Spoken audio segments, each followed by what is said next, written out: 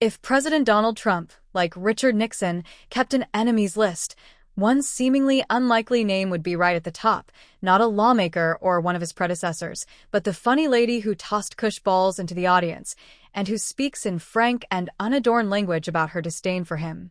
Trump's latest salvo against Rosie O'Donnell, who hosted an eponymous daytime talk show from 1996 to 2002 and did 2-year-long stints on The View, was his strangest yet.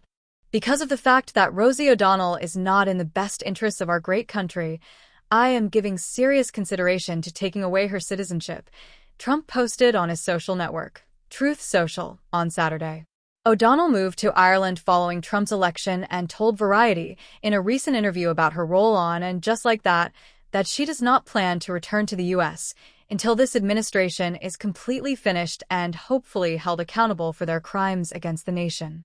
Trump cannot revoke the citizenship of someone born in the U.S., no matter how much he may dislike her.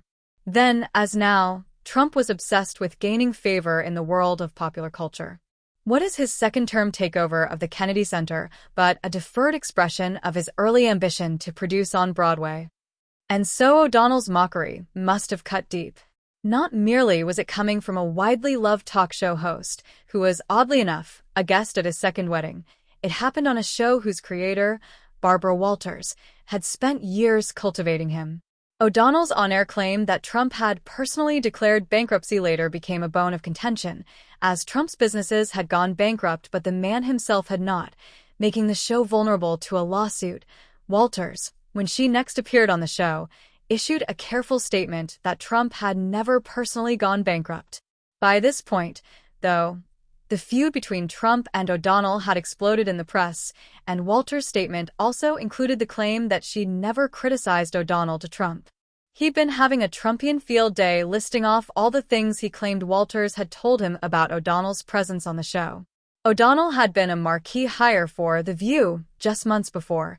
The Trump feud helped precipitate her quitting before the end of the season.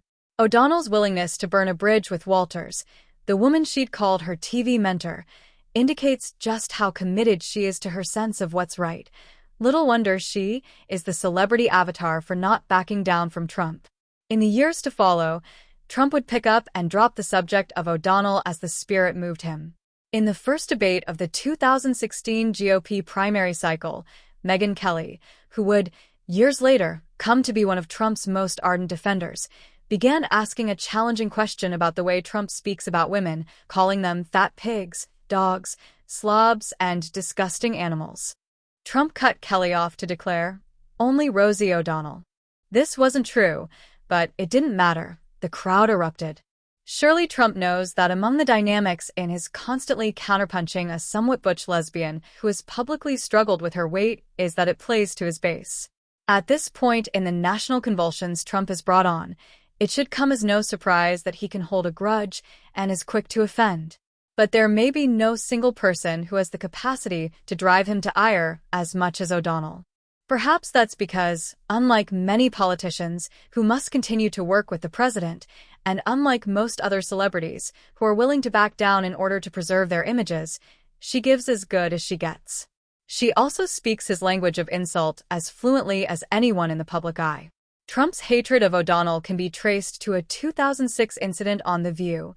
O'Donnell mocked Trump, then the owner of the Miss USA brand, for publicly declaring that a pageant winner would be allowed to retain her title despite a scandal around her substance use. O'Donnell sarcastically declared, "He's the moral authority," while listing off Trump's past infidelities and business struggles, concluding with "sit and spin, my friend." Perhaps most gallingly to an image-obsessed but of the joke, she pulled her shoulder-length hair across her head to create a mocking version of the Trumpian pompadour.